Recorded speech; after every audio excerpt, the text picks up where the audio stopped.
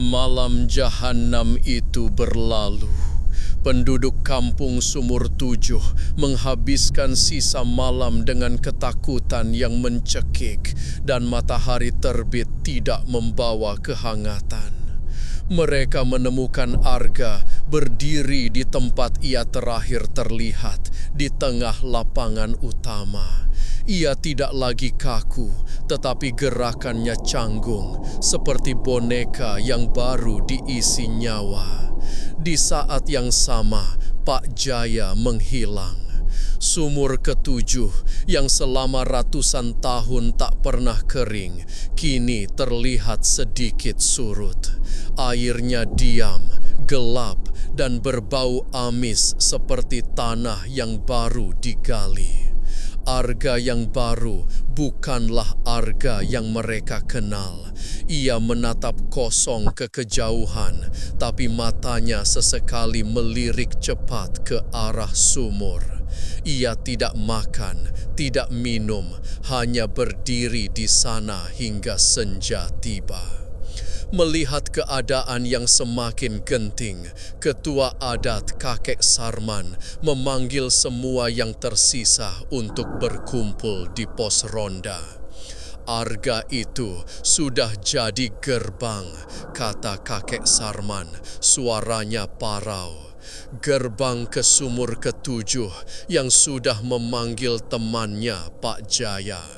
7 arwah lama kini ditambah Arga, si penjaga gerbang.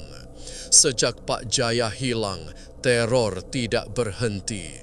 Arga berkeliaran di malam hari, berdiri di depan rumah penduduk, lalu memanggil nama si pemilik rumah dengan suara yang aneh, campuran suara Arga dan suara orang lain yang lebih berat, lebih menyeramkan.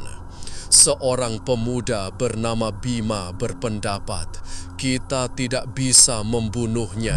Dia bukan manusia, tapi juga bukan hantu sepenuhnya. Membunuhnya hanya akan menambah arwah di sumur itu. Kakek Sarman mengangguk setuju. Kita butuh penolong. Satu-satunya yang pernah menangani hal seberat ini adalah Kiai Nur Hashim dari desa seberang. Beliau punya ilmu untuk membersihkan, bukan menghancurkan.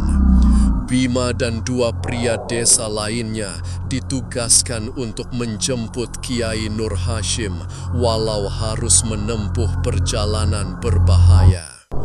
Mereka kembali 2 hari kemudian dengan membawa sang kiai.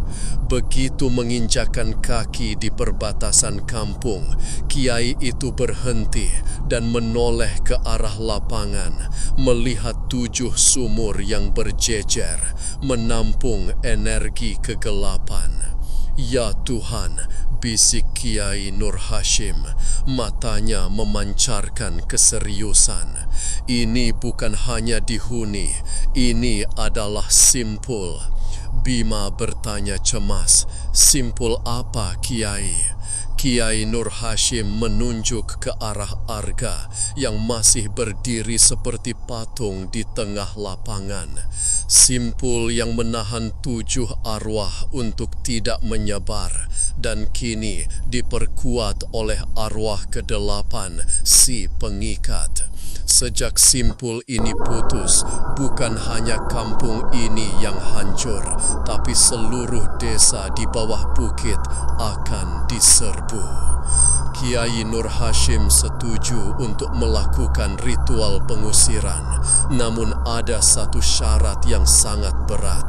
Untuk memutuskan simpul, Kiai harus melakukan ritual tepat di tepi sumur ketujuh pada malam Jumat Kliwon berikutnya, dan membutuhkan 7 perwakilan warga untuk menjaganya dari serangan 8 entitas tersebut.